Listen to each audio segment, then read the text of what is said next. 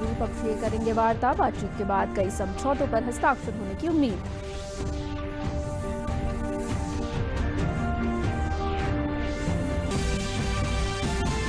उत्तर प्रदेश स्थापना दिवस के अवसर पर कल लखनऊ के अवध शिल्पग्राम में 3 दिवसीय रंगारंग कार्यक्रमों की हुई शुरुआत। राज्यपाल और मुख्यमंत्री ने समारोह का किया उद्घाटन।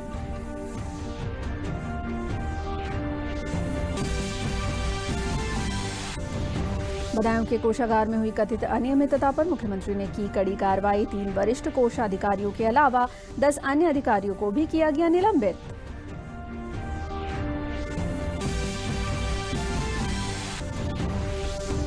और शामली जिले के कैराना विधानसभा क्षेत्र के सपा विधायक नाहिद हसन को धोखाधड़ी के मामले में अदालत ने भेजा जेल। नमस्कार, मैं हूं पूजा श्रीवास्तव। अब समाचार विस्तार से। प्रधानमंत्री नरेंद्र मोदी आज ब्राजील के राष्ट्रपति के साथ द्विपक्षीय वार्ता करेंगे। बातचीत के बाद कई समझौतों पर हस्ताक्षर होने की उम्मीद है। राष्ट्रपति रामनाथ कोविंद उनके सम्मान में आज रात्रि भोज का आयोजन करेंगे। ब्राजील के राष्ट्रपति के साथ 8 मंत्री, ब्राजील के 4 सांसद, वरिष्ठ अधिकारीगण और एक वाणिज्यिक प्रतिनिधि मंडल भी आया है। गणतंत्र दिवस समारोह में तीसरी बार ब्राजील के राष्ट्रपति मुख्य अतिथि के तौर पर शामिल हो रहे हैं। भारत और ब्राजील के साथ द्विपक्षीय संबंध बहुआयामी हैं और दोनों देशों के बीच वर्तमान व्यापार करीब 8 अरब 20 करोड़ डॉलर का है। जम्मू कश्मीर में केंद्र का सप्ताह भर का विशेष जनसंपर्क कार्यक्रम संपन्न हो गया। इस महीने की 18 तारीख को शुरू हुए कार्यक्रम में 36 केंद्रीय मंत्रियों ने जम्मू कश्मीर के दोनों डिवीजनों के विभिन्न जिलों के 60 से अधिक स्थानों का दौरा किया। केंद्रीय मानव संसाधन मंत्री रमेश पोखरियाल निशंक श्रीनगर में आयोजित 2 दिवसीय ओरिएंटेशन कार्यक्रम में शामिल हुए। इस दौरान उन्होंने श्रीनगर के 25 स्मार्ट स्कूलों और कश्मीर जिले में शिक्षा विभाग की परियोजनाओं का उद्घाटन किया। उन्होंने कहा कि जम्मू कश्मीर के चौतरफा विकास के लिए केंद्र प्रतिबद्ध है।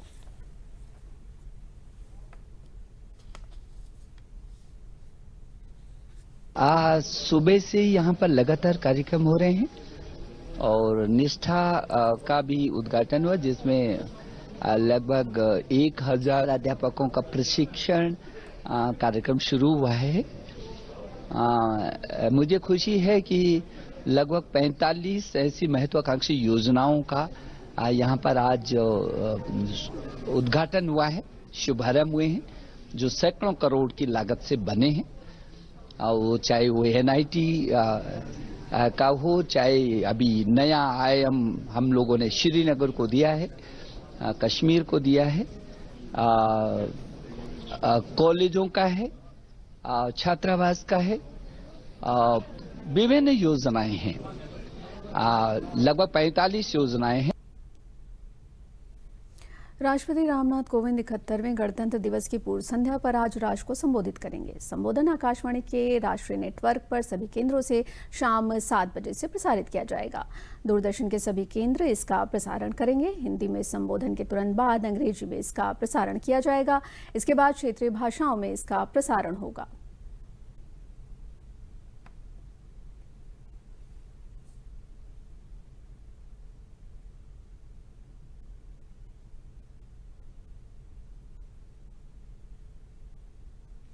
वहीं प्रधानमंत्री नरेंद्र मोदी ने गणतंत्र दिवस परेड में हिस्सा लेने जा रहे युवाओं से कहा कि भारत की श्रेष्ठता की एक और शक्ति इसकी भौगोलिक और सामाजिक विविधता में ही है।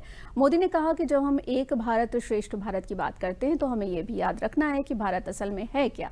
उन्होंने कहा कि भारत जीवंत परंपरा, विचार, संस्कार का विस्तार है और न्यू इंडिया में इन्हीं आकांक्षाओं और सपनों को पूरा करना है।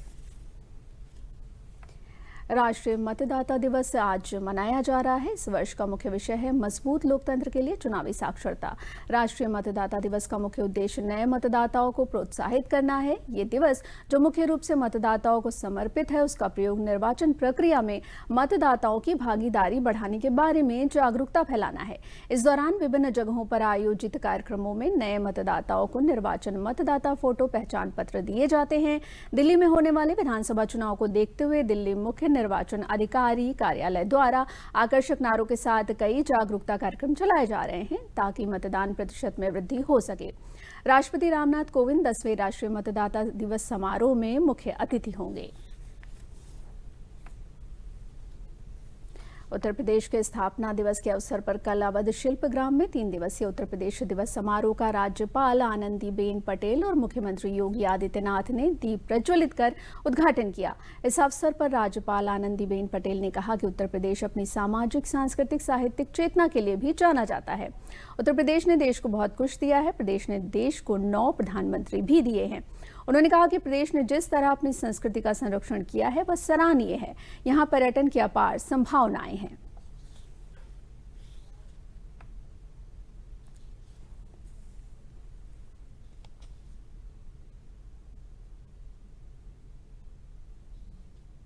स्वाधीनता और राष्ट्र निर्माण में जितनी गौरवशाली भूमिका इस राज्य की रही है, उतनी ही गौरवपूर्ण भूमिका देश के सांस्कृतिक, सामाजिक एवं साहित्यिक विकास में भी रही है। हिंदी साहित्य के क्षेत्र में कबीर, जायसी, सूर्य एवं तुलसी से लेकर भारतेंदु हरिश्चंद्र, प्रेमचंद्र, जयशंकर प्रसाद, निराला एवं महादेवी वर्मा जैसी अनेक महान विभूतियों ने अपनी रचनाओं से न केवल विश्व साहित्य को समृद्ध किया, बल्कि समाज को प्रेम एवं सहिष्णुता का भी संदेश दिया है कि प्रदेश में कानून व्यवस्था की स्थिति अत्यंत मजबूत हो रही है। प्रयोग के तौर पर प्रदेश के 2 जिले लखनऊ और नोएडा में पुलिस कमिश्नर प्रणाली लागू की गई है, जिसे सफल होने पर अन्य जिलों में भी विस्तारित किया जाएगा और ये करने की बहुत ही आवश्यकता है। दिव्यांगजनों, निर्बलों, कमजोर वर्गों के लिए योजनाओं की श्रृंखला है, जिन्हें आम जन तक पहुंचाया जा रहा है और ज्यादा प्रयास इसमें करने की आवश्यकता है। प्रदेश सरकार बिना किसी भेदभाव के सभी वर्गों, क्षेत्रों तथा धर्मों के लोगों को शासकीय योजनाएं पहुंचाने के प्रति दृढ़ संकल्प है। मेरी यह अभिलाषा है कि सौहार्द, शांति, विकास और समृद्धि देश के प्रत्येक हिस्से और समाज के प्रत्येक वर्ग तक पहुंचाने की आवश्यकता है। इस अवसर पर तमाम प्रतिभावान लोगों को सम्मानित किया गया। साथ ही प्रदेश के 18 मंडलीय मुख्यालयों में निर्माण श्रमिकों के बच्चों और निराश्रितों के लिए अटल आवासीय विद्यालय का शिलान्यास किया गया। मुख्यमंत्री ने कहा कि यूपी दिवस के दूसरे स्थापना दिवस में हमने विश्वकर्मा श्रम सम्मान योजना शुरू की थी, जिसमें माटी कला बोर्ड का कार्य सबसे अच्छा रहा है। अटल बिहारी वाजपेयी के नाम पर अटल आवासीय विद्यालय की योजना 18 मंडलों में शुरू की है।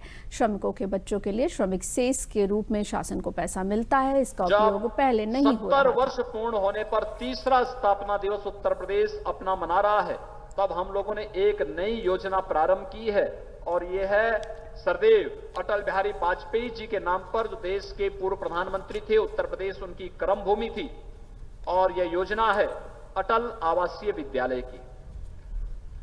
ये अटल यानी 18 कमिश्नरी है हमारे पास। 18 कमिश्नरी में 18 अटल आवासीय विद्यालय। ये 18 अटल आवासीय विद्यालय ये श्रमिकों के बच्चों के लिए, जो श्रमिक शेष देता है, जहां पर कार्य करता है उसका एक अंशदान व श्रमिक शेष के रूप में, लेबर शेष के रूप में शासन को प्रदान उसके नाम पर होता है। इस पैसे का उपयोग नहीं हो रहा था और प्रधानमंत्री जी बार बार इस बात को कहते हैं कि जब तक शासन की योजना समाज के अंतिम पायदान पर बैठे हुए व्यक्ति को नहीं मिलेगी, तब तक शासन का असली उद्देश्य, लोक कल्याण का असली उद्देश्य पूरा होता ही नहीं है। और इसलिए उत्तर प्रदेश सरकार ने तय किया 18 कमिश्नरी हैं, 18 कमिश्नरी में 18 आवासीय विद्यालय, नवोदय विद्यालय की तर्ज पर हम लोग प्रारंभ करेंगे। और ये 18 आवासीय विद्यालय जिसमें हम रजिस्टर्ड श्रमिकों के बच्चों को ला करके पढ़ाने की निःशुल्क पढ़ाई की व्यवस्था, उनके आवासीय व्यवस्था, उनके खान पान की व्यवस्था, उनकी हर प्रकार की सुविधा, उत्तम शिक्षा की व्यवस्था, जो बच्चे पढ़ने में अच्छे होंगे उनको पढ़ाएंगे, जिनके पढ़ने लिखने में रुचि कम होगी, स्पोर्ट्स में उनकी रुचि है, स्पोर्ट्स में उन्हें पारंगत कराएंगे, और जिनकी उसमें भी रुचि नहीं होगी, स्किल डेवलपमेंट के माध्यम से उन्हें स्वावलंबन की ओर अग्रसर करने का कार्य प्रदेश सरकार करेगी। जनपद हमीरपुर में तीसरे उत्तर प्रदेश दिवस कार्यक्रम के अवसर पर जनपद में एक भव्य आयोजन मुख्यालय स्थित राजकीय महिला डिग्री कॉलेज में संपन्न हुआ। कार्यक्रम की मुख्य अतिथि माननीय मंत्री ग्रामीण विकास मंत्रालय भारत सरकार साध्वी निरंजन ज्योति रही। इस अवसर पर महिला डिग्री कॉलेज प्रांगण में विभागों द्वारा लगाई गई प्रदर्शनी के स्टॉलों का मुख्य अतिथि माननीय मंत्री साध्वी निरंजन ज्योति, जिलाधिकारी डॉक्टर ज्ञानेश्वर त्रिपाठी व पुलिस अधीक्षक सहित अन्य संबंधित अधिकारियों ने अवलोकन किया। मुख्य अतिथि माननीय मंत्री साध्वी निरंजन ज्योति ने कहा कि वर्तमान केंद्र व प्रदेश सरकार गरीबों व वंचित लोगों के उत्थान के लिए कार्य कर रही है। स्थापना दिवस की पहली बात तो मैं पूरे उत्तर प्रदेश वासियों को शुभकामना देती हूँ। तत्कालीन महामहिम राज्यपाल महोदय श्री राम नाईक जी को और योगी आदित्यनाथ जी को बधाई देती हूँ, जिन्होंने एक परंपरा डाली। उस परंपरा से अपने प्रदेश का इतिहास भी जनता के सामने आता है कि हमारा उत्तर प्रदेश कितना गौरवपूर्ण प्रदेश है। जहाँ तीर्थ स्थानों की दृष्टि से देखें तो हमारे प्रदेश में काशी, अयोध्या, प्रयागराज, बनारस, मथुरा, चित्रकूट और इतने सारे तीर्थ क्षेत्र हैं, सारनाथ, कौसा, बहुत सारे स्थान हैं जहाँ तीर्थों की दृष्टि से, आध्यात्मिक दृष्टि से, ऋषियों की दृष्टि से हमारा प्रदेश ऊर्जावान रहा है। और ये एक नई परंपरा जिससे इन कार्यक्रमों के माध्यम से हमारे प्रदेश का इतिहास हमारी पीढ़ी को जानकारी होगी। अलीगढ़ के नुमाइश मैदान स्थित कृष्णांजलि नाट्यशाला में उत्तर प्रदेश स्थापना दिवस मनाया गया। इस अवसर पर बच्चों के रंगारंग कार्यक्रम प्रस्तुत किए गए।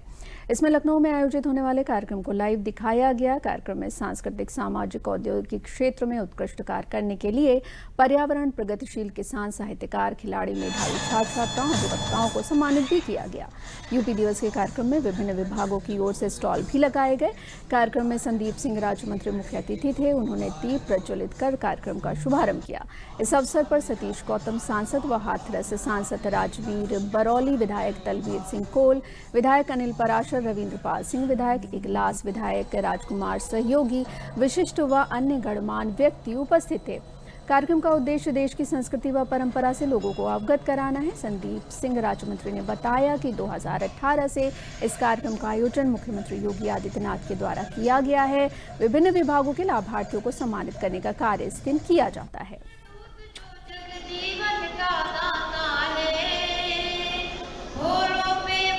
इस स्थापना दिवस मनाया गया। योगी जी की सरकार आने के बाद पहली बार है कि मुख्यमंत्री जी ने इस 3 वार्षिक स्थापना दिवस मना रहे हैं। उसमें जो चीज़ में, चाहे खेल में हो, जो गरीब हैं जिनको किट देना, हलवाई की किट देना, नाई की किट देना, गरीबों को उत्थान के लिए रूप से मनाया जाता है। उत्तर प्रदेश उसी रूप में मनाया जा रहा है। उत्तर प्रदेश दिवस का आयोजन किया गया है।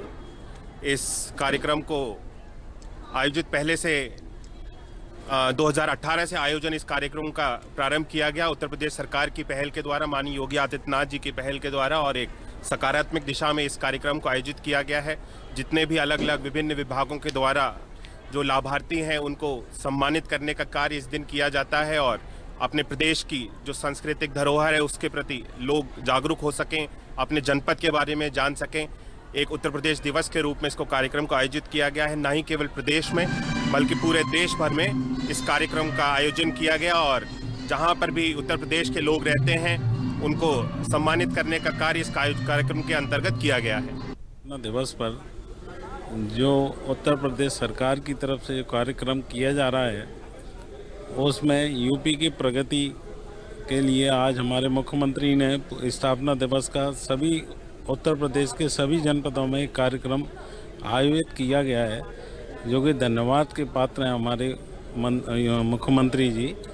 और स्थानीय प्रशासन ने इतने कम समय में ये कार्यक्रम को आयोजित किया है, वो भी धन्यवाद के पात्र हैं। आज इतनी बड़ी संख्या में लोग यहाँ पे एकत्रित हुए हैं और लोगों में जागरूकता भी हुई है कि भाई उत्तर प्रदेश के विकास के लिए कैसे सरकार ने काम करे। इस सरकार की सारी योजनाओं को आज लोगों में बताया गया है और आगामी योजना के लिए भी सरकार का जो कार्यक्रम है उसके बारे में भी यहाँ के सरकार के जनप्रतिनिधियों ने और स्थानीय प्रशासन ने बताया। मुख्यमंत्री योगी आदित्यनाथ ने बड़ी कार्रवाई करते हुए बदायूं कोषागार में स्टाम्प मैनुअल का अनुपालन न करने एवं कार्य में शिथिलता के आरोप में 13 अधिकारियों को निलंबित कर विभागीय जांच के आदेश दिए हैं। वहीं किसानों को बीमा क्लेम देने में आनाकानी करने वाली बीमा कंपनियों के खिलाफ भी जांच के आदेश दिए गए हैं। मुख्यमंत्री योगी आदित्यनाथ द्वारा बदायूं कोषागार में कार्यरत 3 वरिष्ठ कोषाधिकारियों को 5 करोड़ रुपए के गबन के आरोप में निलंबित कर जांच के आदेश दिए गए हैं। उक्त प्रकरण में ही तहसीलदार स्तर के 10 अधिकारियों को भी निलंबित कर उनके खिलाफ विभागीय जांच के आदेश दिए गए हैं। मुख्यमंत्री ने बीमा कंपनियों द्वारा क्लेम न दिए जाने की शिकायतों को गंभीरता से लिया है। मुख्यमंत्री सर्वहित किसान बीमा योजना का क्लेम देने में बीमा कंपनी की शिकायत को मुख्यमंत्री ने गंभीरता से लेते हुए बीमा कंपनी के विरुद्ध जांच के आदेश दिए हैं। बाराबंकी में बड़ी संख्या में किसानों को बीमा क्लेम देने में शिकायत की आ रही थी। इसे देखते हुए मुख्यमंत्री ने ये आदेश जारी किया है।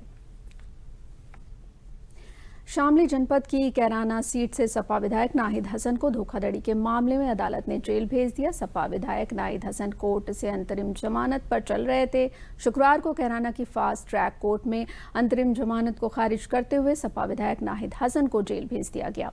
ये मामला जनपद शामली की कैराना कोतवाली क्षेत्र का है। यहाँ कैराना क्षेत्र से सपा विधायक नाहिद हसन के ऊपर कैराना कस्बे के ही रहने वाले मोहम्मद अली नाम के एक युवक ने 420 का मुकदमा दर्ज कराया हुआ था। यह मुकदमा नाहिद के विरुद्ध करीब 2 वर्ष पूर्व कैराना कोतवाली में दर्ज हुआ था। वादी मोहम्मद अली जिन्ना का आरोप था कि उसके साथ जमीन के लेन देन के मामले में करीब 80 लाख रुपए की धोखाधड़ी हुई है। नाहिद हसन के वकील इंतजार अहमद ने बताया कि सपा विधायक के विरुद्ध उक्त युवक ने फर्जी मुकदमा दर्ज कराया है, जिसमें सपा विधायक की आज अंतरिम जमानत खारिज कर दी गई और उनको जेल भेज दिया गया। अब वह उच्च कोर्ट में विधायक की जमानत की अर्जी डालेंगे। जनपद शामली के कैराना थाने में एक मुकदमा अपराध संख्या 35/18 दर्ज था, जो जमीन संबंधी धोखाधड़ी का मामला था। इसी प्रकरण में विधायक कैराना नाहिद हसन की अंतरिम जमानत की याचिका पर सुनवाई थी। आज माननीय न्यायालय ने याचिका खारिज करते हुए उन्हें न्यायिक हिरासत में भेज दिया। ये निश्चित रूप से जो जमानत खारिज हुई है, अब इसका अपील होगा हाई कोर्ट में और उम्मीद है बहुत जल्दी जमानत हो जाएगी। झांसी के बुंदेलखंड विश्वविद्यालय में आयोजित रोजगार मेला में छात्र छात्राओं को अधिकतम 4 लाख रुपए तक के पैकेज पर नौकरी मिली। 45 कंपनियों ने 2400 छात्र छात्राओं को चयनित अथवा सूचीबद्ध किया। इस दौरान लगभग 10,000 विद्यार्थियों ने हिस्सा लिया। विश्वविद्यालय श्रम एवं रोजगार मंत्रालय, क्षेत्रीय रोजगार कार्यालय के संयुक्त तत्वाधान में आयोजित वृहद रोजगार मेले का शुभारंभ श्रम एवं सेवायोजन राज्य मंत्री मनोहर लाल पंत और कुलपति प्रोफेसर JV वंशपायन ने किया। BU के ट्रेनिंग एंड प्लेसमेंट सेल प्रभारी प्रोफेसर प्रतीक अग्रवाल ने बताया कि रोजगार मेले में 45 कंपनियों के अधिकारियों की ओर से पंजीकृत अभ्यर्थियों का साक्षात्कार लिया गया। साक्षात्कार के बाद लगभग 2400 छात्र छात्राओं को चयनित अथवा चयन के लिए सूचीबद्ध किया गया। उन्होंने बताया कि अधिकतम 4 लाख का वार्षिक पैकेज दिया गया है। यहाँ उनका रजिस्ट्रेशन ऑनलाइन हो रहा है और इनके सभी विद्यार्थियों के लिए उनका पहले इंटरव्यू लिया जाएगा। इंटरव्यू में उनको पूरी व्यवस्था देखते हुए हमारे ऑफिसर्स वगैरह यहाँ पर हैं सेवायोजन के, उनके द्वारा भी कोई यदि किसी की फोटो नहीं है, कोई कमियां हैं तो वो बाद में भी दे सकते हैं। लेकिन इंटरव्यू होने के बाद ये जो कंपनियां, कम से कम 50 कंपनियां यहाँ पर हैं और उनको 12,000 से लगा करके और उसमें 50,000 तक या 35 या 40,000 तक इनको रोजगार का आयोजन रखा गया है। उन्हें रोजगार मिलेगा और पूरे उत्तर प्रदेश में, एक जगह नहीं कि झांसी में हो, पूरे उत्तर प्रदेश में रोजगार मेले लगाए जा रहे हैं और इन कंपनियों के द्वारा बृहद रोजगार मेलों में इन बच्चों को लिया जा रहा है, जिससे इनके परिवार का पालन पोषण हो और आगे चल के इनकी व्यवस्थाएं बने। क्योंकि आज समय वो है कि जितने ज़्यादा से ज़्यादा बच्चे लग जाएंगे तो उनका परिवार उतना ही खुश रहेगा, आनंदित रहेगा और अपने रोजगार में निपुण रहेंगे। हमारा प्रयास ये है कि जो कक्षा 8 पास है वो भी हमारे लिए बेरोजगार है, जो स्नातक है, जो परास्नातक है, जो ग्रेजुएट है वो है, जो इंजीनियरिंग का है, MBA का है, सारे ग्रेजुएट। निजी क्षेत्र में सबके लिए रोजगार के अवसर हैं और निजी क्षेत्र एक व्यापक क्षेत्र है तो हमारा प्रयास ये रहता है कि हमारे जनपद का, हमारे मंडल का हर बच्चा कहीं ना कहीं रोजगार, क्योंकि रोजगार एक ऐसा है कि हम देश सुधार की ओर बढ़ते हैं। अगर उसको रोजगार न मिला तो वो गलत लाइन पे, ट्रैक पे चला जाता है बच्चा। तो उसको एक रोजगार मिले, कहीं ना कहीं वो अपना काम करे, उसकी अस्मिता जुड़ी है, उसकी पहचान जुड़ी है, समाज में उसका सम्मान जुड़ा है और उसकी उन्नति तो जुड़ी ही जुड़ी है। आज इसी उद्देश्य से यूपी गवर्नमेंट का भी ये प्रयास है कि प्रदेश के हर जिले में मेला लगे, और मैंने झांसी में ये मेला लगाया। अभी कुछ दिन पहले हमने जालौन में लगाया था, ललितपुर में 28 को लगने जा रहा है। तो पूरे मंडल में मेरी जिम्मेदारी है कि मैं मेला लगाऊं। आज ये मेला जो मेरा लग रहा है, इसमें 10,000 से कम बच्चा शामिल नहीं होगा, और हमें उम्मीद है कि 3,000 से ज़्यादा लोगों का प्लेसमेंट आज हमें मिलेगा। तीर्थराज प्रयाग में चल रहे माघ मेला क्षेत्र में अलग अलग प्रदेशों के लोकगीत, संगीत, नृत्य, वादन और गायन की बयार बह रही है। उत्तर मध्य क्षेत्र सांस्कृतिक केंद्र की ओर से चलो मन गंगा यमुना तीरे का आयोजन किया गया है। 10 दिवसीय आयोजन में हरियाणा, राजस्थान, उत्तर प्रदेश, मध्य प्रदेश, कश्मीर, उड़ीसा, असम, उत्तराखंड, दिल्ली और झारखंड से आए कलाकारों की हर दिन शाम को सुरों की त्रिवेणी यानी एक भारत श्रेष्ठ भारत बह रही है। मंच पर आसाम की बिहू नृत्य की गई। ये नृत्य तब करते हैं जब इनके यहाँ फसल की अच्छी पैदावार होती है, तब ये नृत्य कर खुशी का इजहार करते हैं। वहीं प्रीति मिश्रा ने अपने लहरों से कजरी गाकर आए हुए श्रोताओं का मन मोह लिया।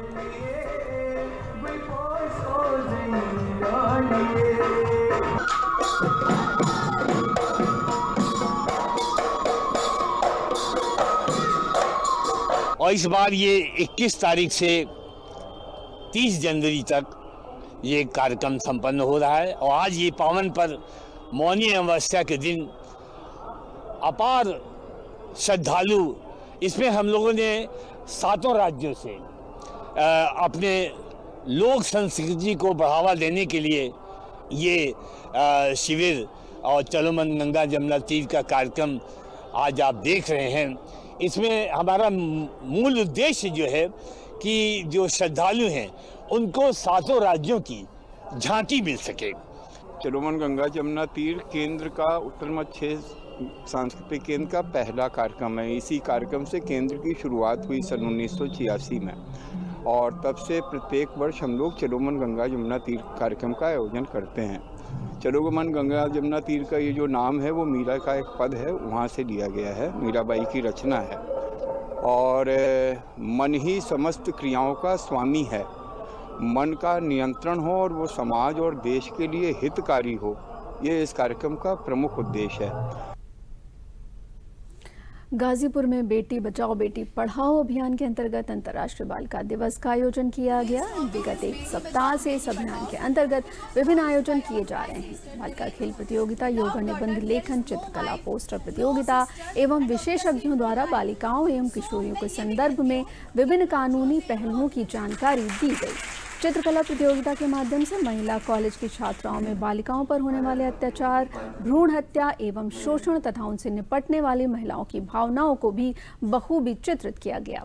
अंतर्राष्ट्रीय बालिका दिवस के आयोजन के परिप्रेक्ष्य में महिला पीजी कॉलेज की प्राचार्य सविता रानी ने दूरदर्शन को बताया कि अंतर्राष्ट्रीय बालिका दिवस के अवसर पर विभिन्न आयोजन किए गए हैं, जिसमें कॉलेज की लड़कियों ने पूरे मनोयोग से हिस्सा लिया तथा गंगा यात्रा के अभियान से भी इनको जोड़ा गया है, क्योंकि जन जागरूकता फैलाने में महिला समाज का विशेष स्थान है।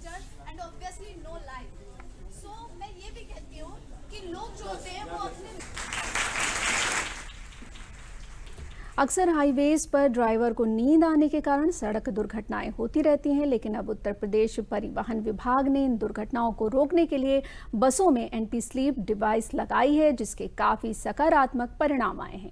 आइए देखते हैं ये रिपोर्ट। अलार्म यूं तो आपको सचेत करने के लिए होता है, मगर क्या आपको ये पता है कि एक अलार्म ऐसा भी होता है जो हमें गाड़ी चलाते समय सचेत करता रहता है ताकि हम सुरक्षित यात्रा कर सकें।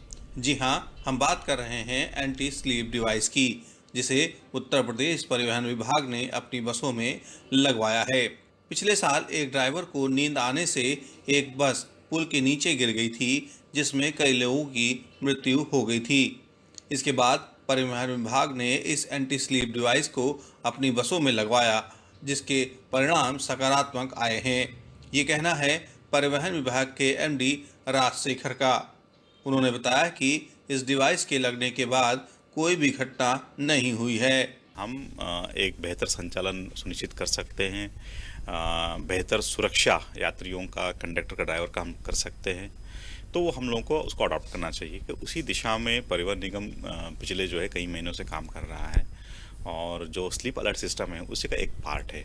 हमारे यहाँ कुछ बसेस में लगभग 4-5 महीने से जो है वो ट्रायल पे चल रहे हैं और इसका बेहतर परिणाम मिला हुआ है और हमें उम्मीद है कि आने वाले दिनों में हम लोग इसको बड़े पैमाने पे आवश्यकता अनुसार हम लोग इसको अन्य बसेस में भी लगाने के लिए कार्य योजना हम लोगों ने बनाया है और तदनुसार जो उसका अनुसरण की जाएगी। पिछले साल हुई दुर्घटना के बाद परिवहन विभाग ने पायलट प्रोजेक्ट के तौर पर इन एंटी स्लीप डिवाइस को बसों में लगाने का फैसला किया था, जिसके बाद अब तक 3 चरण हो चुके हैं, जिसमें 24 बसों में इन डिवाइसों को लगाया गया, जिनके परिणाम बेहतरीन आए हैं। उन्होंने बताया कि परिवहन विभाग की अब लंबी दूरी तय करने वाली बसों में भी ये डिवाइस लगाई जाएंगी। लगभग ऐसी 200 बसें हैं जिनमें ये डिवाइस लगेंगी। जिन बसों में इन डिवाइस को लगाया गया है उनके ड्राइवरों का कहना है कि ये काफ़ी कामगर है। वे बताते हैं कि अगर शरीर में हल्का सा भी ढीलापन आता है तो इसका अलार्म बजने लगता है, जिससे ड्राइवर सचेत हो जाते हैं। ये मशीन से ये फ़ायदे हैं, जैसे ड्राइवर को नींद आ रही है तो उससे ड्राइवर आपका अलर्ट में हो जाएगा, ये फ़ायदा है। जैसे आपकी गाड़ी चल रही है, ठीक है, चलते चलते नींद आ गई ड्राइवर को, तो उसमें पहले स्टेप पे लाइट जलेगी, दूसरे स्टेप पे हल्की सी बीप आएगी और तीसरे स्टेप पे ज़ोर से हूटर बोलेगा। इससे आसानी से ड्राइवर की नींद खुल सकती है। देश में अधिकतर सड़क हादसे चालक को नींद आने के कारण होते हैं। ऐसे में इनोवेटर जीतू शुक्ला ने ये सेंसर युक्त एंटी स्लीप डिवाइस बनाई है। जीतू बताते हैं कि ये डिवाइस 3 स्तर पर काम करती है। देखिए, अपने अगर इंडियन डिवाइस की बात कर दी जाए तो मेक इन इंडिया कोई डिवाइस नहीं है और ये तो मेक इन यूपी है। 2 मिनट पहले हमारी डिवाइस काम करती है कि ड्राइवर के बैठते ही 2 मिनट पहले वो रीड करती है ड्राइवर को पूरी एक्टिविटी क्या है उसके शरीर की। इसके बाद एवरी सेकेंड उस पैरामीटर को मैच कराया करती है कि कितने % डलनेस आई। ड्राइवर मान लीजिए 20 से 30% डलनेस आ जाती है, जहाँ तक वो देखती है या हमारे जो पैरामीटर हैं उन तक वो एक उस पर कोई एक्शन नहीं लेती है। इसके बाद में धीमे धीमे ड्राइवर को अलर्ट करना चालू करती है और अलर्ट भी मल्टी तरीके से करती है। पहले वो एक लाइट के थ्रू करेगी, फिर बीप के थ्रू, फिर एकदम तेज से सायरन के थ्रू, और सायरन इतना तेज होता है जिससे ड्राइवर, यात्री और जो है सभी लोग अलर्ट हो जाए। इस एंटी स्लीप डिवाइस के निर्माण में जीतू ने पूरी तरह से देसी तकनीक का इस्तेमाल किया है, जो यह दर्शाता है कि प्रधानमंत्री की महत्वाकांक्षी योजना मेक इन इंडिया पूरी तरह से सफल हो रही है। Himanshu Sonkar, DD news, Lucknow. भारत ने श्रेयस अय्यर और KL राहुल की तूफानी बल्लेबाजी की मदद से 5 T20 मैचों की सीरीज के पहले मुकाबले में न्यूजीलैंड को 6 विकेट से हरा दिया है। देखते हैं एक रिपोर्ट। T20 विश्व कप की तैयारियों को अंतिम रूप देने में लगी भारतीय टीम 5 T20 मैचों की सीरीज के पहले मुकाबले में न्यूजीलैंड के खिलाफ मैदान पर उतरी। विराट कोहली ने टॉस जीतकर पहले गेंदबाजी का फैसला किया। कीवी सलामी बल्लेबाज कॉलिन मुनरो और मार्टिन गप्टिल ने भारतीय कप्तान के फैसले को गलत साबित करते हुए पहले विकेट के लिए 7.5 ओवर में 80 रन की साझेदारी निभाई। गप्टिल 30 रन बनाकर शिवम दुबे की गेंद पर आउट हुए। इसी बीच मुनरो ने अपना अर्धशतक पूरा किया। वो 59 रन बनाकर शार्दुल ठाकुर की गेंद पर आउट हुए।